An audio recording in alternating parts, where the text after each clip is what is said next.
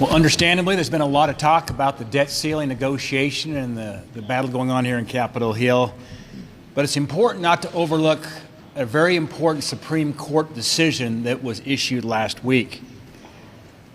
For far too long, the Democrats have relied on the courts and bureaucratic agencies to accomplish what they can't get done through the legislative process.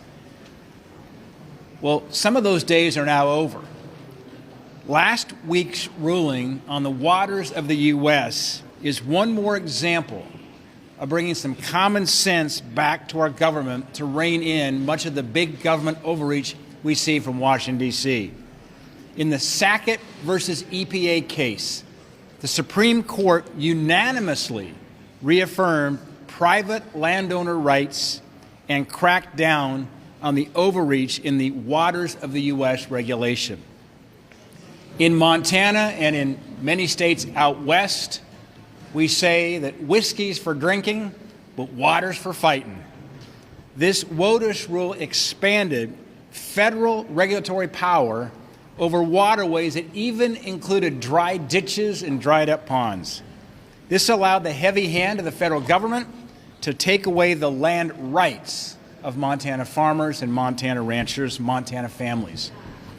The Supreme Court decision rightfully put landowners back in charge.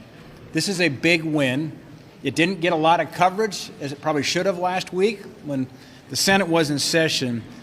But many of you may have enjoyed a nice lunch today. You can thank a rancher, you can thank a farmer, you can thank the fact they've got water available to make sure they can grow their crops and grow their livestock.